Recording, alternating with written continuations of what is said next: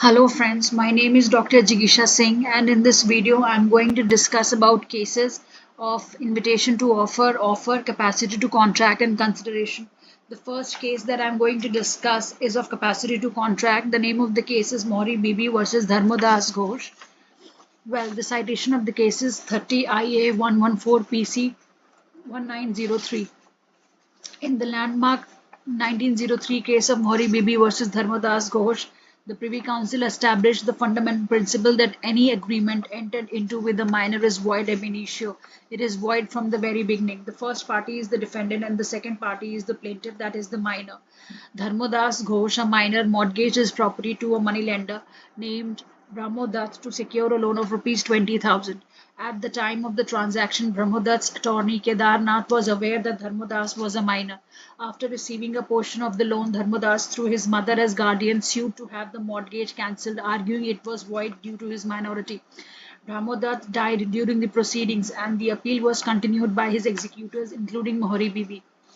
The legal issues which were raised were whether an agreement entered into by a minor is void or merely voidable under the Indian Contract Act 1872, whether a minor should be stopped from uh, claiming he is a minor if he had fraudulently misrepresented his age to the other party, whether the minor should be required to return the money received under the agreement restitution if the contract is cancelled as per section 64 and 65 of the Indian Contract Act. As far as the decision of the court is concerned, the Privy Council ruled that minor is incompetent to contract, making the agreement null and void from the very start. As far as estoppel is concerned, estoppel is part and parcel of the procedural law. In case of conflict between the procedural law and the substantive law, it is the substantive law that prevails. Therefore, doctrine of estoppel has no applicability in case of void agreements, in case of agreement of a minor. There is no restitution in case of minors agreement, in case of void agreements also under section 64 and 65 of the Indian Contract Act, because they deal with voidable and void contracts. Further, section 41 of the Specific Relief Act 1877 also did not come to the rescue of the moneylender, because the court, despite having discretion of ordering compensation, because they realized and knew that because the lender advanced the money with full knowledge of the minority. So with this, we move on to the next case. The next case is Hardwar Singh versus Begum Sumrui. The citation of the case is 19773 SCR 629. The first party is the plaintiff, the second party is the defendant.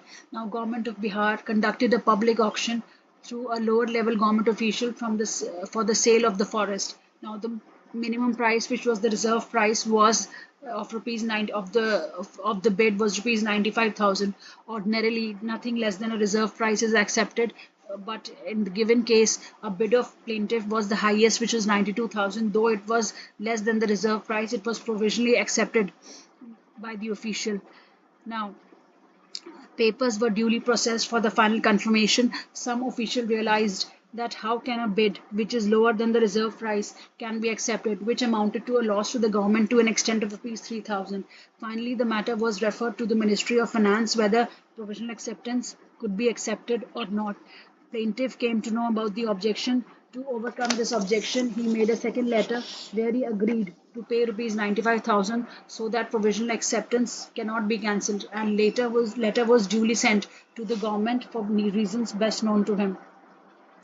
Now, the plaintiff again repeats his first offer of rupees 92,000. Old offer revived. The offer of 95,000 does not exist. With respect to the third letter, Ministry confirmed the sale of rupees 95,000. Confirmation of provisional acceptance was never communicated to P, and provisional acceptance confirmed of rupees 95,000 at the time of confirmation it did not exist. The telegram of acceptance was sent to a lower level official and not to the plaintiff. Supposedly, even if offer was valid, though it was not, there was no valid acceptance. Official was directed to further communicate, but he never communicated, and this in the eyes of law is no communication, even though acceptance was confirmed and communication to official was made. Now, in between, the third party intervened, who was willing to pay rupees 1 lakh, more than rupees, which is more than rupees 95,000. Plaintiff felt aggrieved by this cancellation and wrote a letter of request, but the government did not change their stand. Plaintiff filed the suit. The present law of provisional acceptance is that there must be the acceptance must be finally confirmed and it must be communicated to the offerer. However, in the Madras High Court full bench, they had decided that provisional acceptance must be confirmed, and it is sufficient, and there is no need to communicate the final acceptance. Now, we say that suppose, for instance, we assume that confirmation of the bid was communicated even once, then also it does not hold good because the government accepted the offer of ₹95,000 which did not exist at the time of confirmation, and if supposedly it existed, such acceptance of ₹95,000 was never made, acceptance was never communicated. Supreme Court made it clear that the judgment made by the Madras High Court is faulty. Supreme Court decided that provisional acceptance to amount to binding contract, two essential conditions must be there. One is acceptance, final acceptance, and then has to be confirmation and communication of the same. Now, there was no offer since the offer of ₹95,000 had already lapsed at the time of acceptance, and the previous offer of ₹92,000 had revived. When there was no valid offer, there could be no valid acceptance, and thus there is no contract whatsoever. Case was decided against the plaintiff. The next case is Union of India versus Madala Tataiya. The citation is 19643 SCR 774.